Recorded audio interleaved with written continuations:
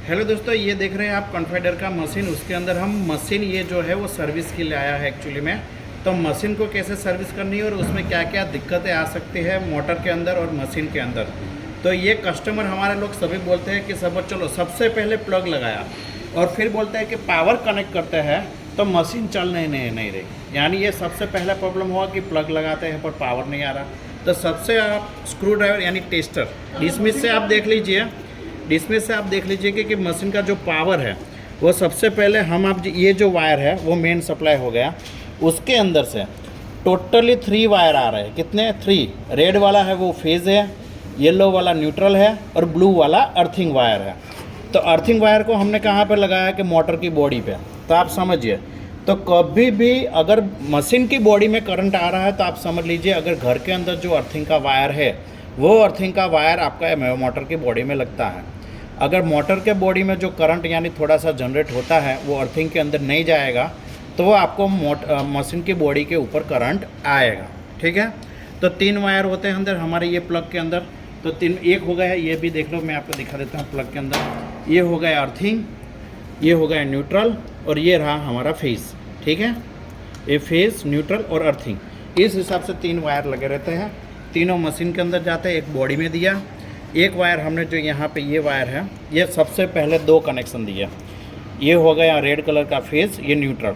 फिर ये सर्किट के अंदर पावर गया, वहाँ से 2 वायर निकले। वो 2 वायर सेम फेज और न्यूट्रल, वो दोनों वायर जा रहे हैं हमारे मोटर की सिस्टम के अंदर। ठीक है।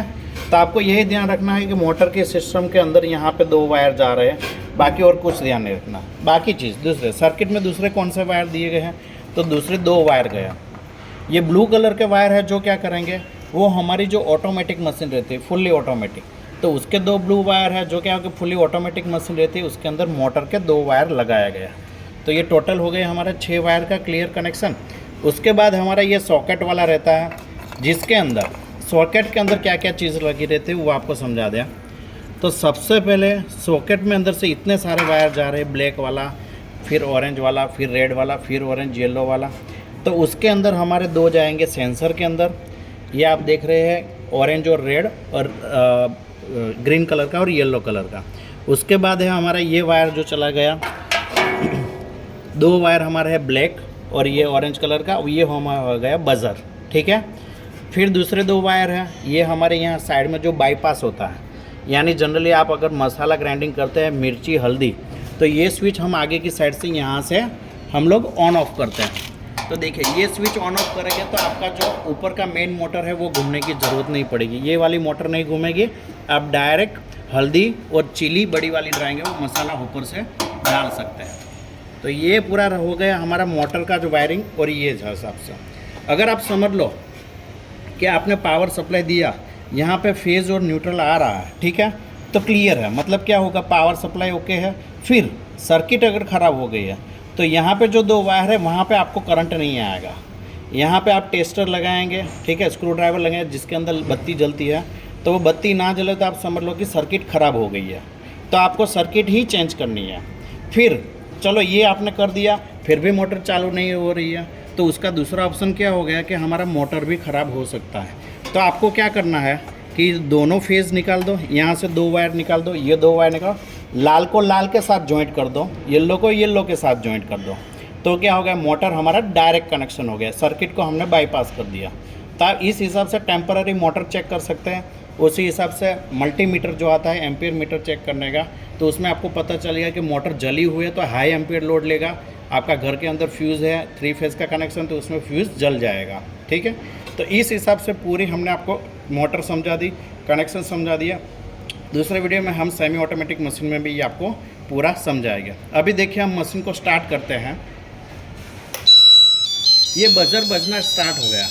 आपको ये मोटर का सेंसर चेक करना है, तो क्या करेंगे, देखो मैं यहाँ से हाथ डालूंगा, ये सामने सामने सेंसर लगे, यहाँ पे हाथ डालूंगा, मशीन स्टार्ट हो जाएगा। देखिए मोटर घूमना स्टार्ट हो गई। थोड़े टाइम के बाद मोटर घूमनी बंद हो जाएगी और अपने आप मशीन बंद हो गया 30-45 सेकंड के बाद। ठीक है। तो इस हिसाब से हमारा सिनेरियो है।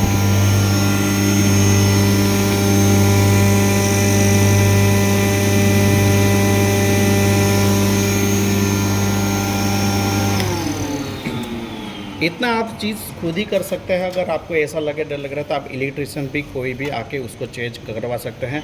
तो आपको वो जानना मेन चीज़ ज़रूरी है कि सर्किट प्रॉब्लम हुआ है या मोटर में प्रॉब्लम हुआ है, क्योंकि वो आप सही से जान पाएंगे तो वही चीज़ आप रिप्लेस करेंगे। वरना क्या होगा, आपको अगर सर्किट ख़राब हुआ और आपने मोटर रिप्लेस करवा दिया, और ऐसा हुआ कि मोटर ख़राब हो और सर्किट रिप्लेस करवा दिया, तो वो चीज़ आपको खास ध्यान रखनी है। अगर सर्किट, ये वायर का, कोई सेंसर का वायर कट गया है, तो आपको सिर्फ सेंसर के वायर ही मंगवाने रहेंगे स्पेयर में। ठीक है।